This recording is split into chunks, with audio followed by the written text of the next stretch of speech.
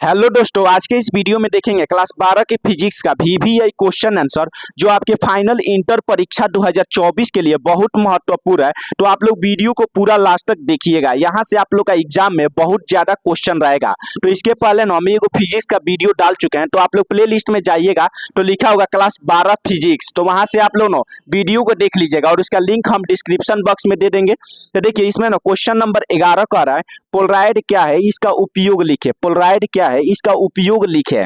तो देखिए वैसा पदार्थ जो अनपोलराइज लाइट को प्लेन पोलराइज लाइट में बदल दे उसे पोलराइज कहा जाता है। वैसा पदार्थ जो अनपोलराइज लाइट को प्लेन पोलराइज लाइट में बदल दे उसे पोलराइज कहा जाता है। देखिए इसका उपयोग निम्नलिखित है, इसका उपयोग निम्नलिखित है।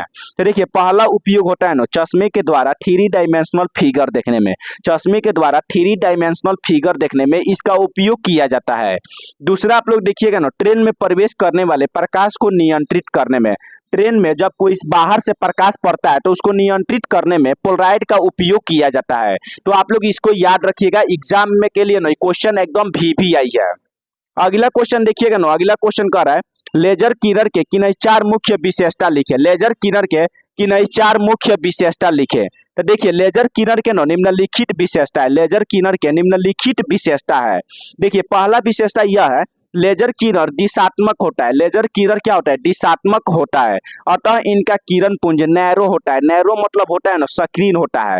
देखिए लेजर किरण होता है ना, इसका किरण पुंज नैरो यानी संकीर्ण होता है। दूसरा आप लोग देखिएगा ना, दूसरा कह रहा है यह किरण क्षण भर में कठोर से कठोर धातु को पिघलाकर वाष्पित कर देता है।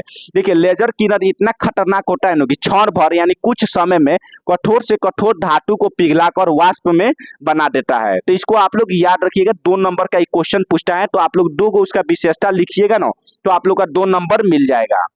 अगला क्वेश्चन देखिएगा ना, अगला क्वेश्चन कह रहा है फैक्स से क्या समझते हैं। FAX फैक्स से क्या समझते हैं। तो देखिए अंकीय संचार तंत्र द्वारा किसी प्रलेख अथवा चित्र का किसी दूर स्थान पर इलेक्ट्रॉनिक पुनरुत्पाद फैक्स कहलाता है। अंकीय संचार तंत्र द्वारा किसी प्रलेख अथवा किसी चित्र को, किसी प्रलेख अथवा किसी चित्र को दूर स्थान पर इलेक्ट्रॉनिक के द्वारा भेजा जाता है तो इसी को फैक्स कहा जाता है। तो इसको आप लोग याद रखिएगा। अगला क्वेश्चन कर रहे हैं ना, अगला क्वेश्चन आप लोग देखिएगा रदरफोर्ड के अल्फा कण प्रकीर्णन प्रयोग के आधार पर विकसित रदरफोर्ड के परमाणु संरचना को समझाए। रदरफोर्ड के अल्फा कण प्रकीर्णन प्रयोग के आधार पर विकसित रदरफोर्ड के परमाणु संरचना को समझाना है। तो देखिए रदरफोर्ड के अल्फा कण प्रकीर्णन प्रयोग निम्नलिखित है। जो अल्फा कण प्रकीर्णन प्रयोग किया था तो उसका निम्नलिखित गुण है। देखिए पहला है ना अधिकांश अल्फा कण अपने मार्ग से बिना विचलित हुए सीधे आर पार निकल जाते हैं। अधिकांश अल्फा कण अपने मार्ग में बिना विचलित हुए सीधे आर पार निकल जाते हैं। दूसरा देखिएगा ना कुछ अल्फा कण 90 डिग्री से अधिक कोण पर प्रकीर्णित हो जाते हैं। कुछ अल्फा कण 90 डिग्री से अधिक कोण पर प्रकीर्णित हो जाते हैं। तीसरा आप लोग देखिएगा ना कुछ अल्फा कण बिना अपने मार्ग में विक्षेपित हुए सीधे आर पार हो जाते हैं। कुछ अल्फा कण बिना अपने मार्ग में विक्षेपित हुए सीधे आर पार हो जाते हैं। और चौथा आप लोग याद रखिएगा ना कुछ अल्फा कण वापस टकरा कर मतलब जिधर से डाला जाता है उधर ही आप वापस टकरा कर आ जाता है। तो इसको आप लोग याद रखिएगा। अगला क्वेश्चन कर रहे हैं ना, अगला क्वेश्चन देखिएगा, अगला क्वेश्चन है एनालॉग सिग्नल से क्या समझते हैं। एनालॉग सिग्नल से क्या समझते हैं। तो देखिए एक लगातार बदलने वाले संकेत या सिग्नल को एनालॉग सिग्नल कहा जाता है। एक लगातार बदलने वाले संकेत या सिग्नल को एनालॉग सिग्नल कहा जाता है। जैसे प्रत्यावर्ती धारा एनालॉग सिग्नल है। प्रत्यावर्ती धारा क्या है? एनालॉग सिग्नल है। तो अगर आपके एग्जाम में पूछेगा एनालॉग सिग्नल का एक उदाहरण लिखे तो आप लोग लिखिएगा ना प्रत्यावर्ती धारा। प्रत्यावर्ती धारा क्या है? एनालॉग सिग्नल है। अगला क्वेश्चन देखिएगा ना, अगला क्वेश्चन कर रहा है डिजिटल सिग्नल से क्या समझते हैं। डिजिटल सिग्नल से क्या समझते हैं। देखिए ऐसा सिग्नल जिसके 2 या 2 के औसत मान ही संभव हो डिजिटल सिग्नल कहा जाता है। ऐसा सिग्नल जिसके 2 या 2 के औसत मान संभव हो उसे डिजिटल सिग्नल कहा जाता है।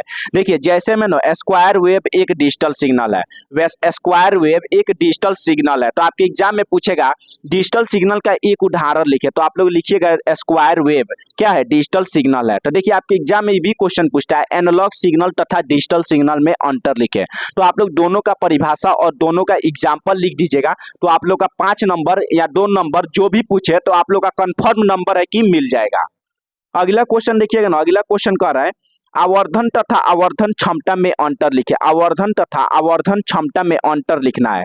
तो देखिए आवर्धन आप लोग देखिएगा, यह एक लीनियर मैग्निफिकेशन होता है। आवर्धन क्या होता है? लीनियर मैग्निफिकेशन होता है। लीनियर मतलब होता है रेखीय, रेखीय मैग्निफिकेशन होता है।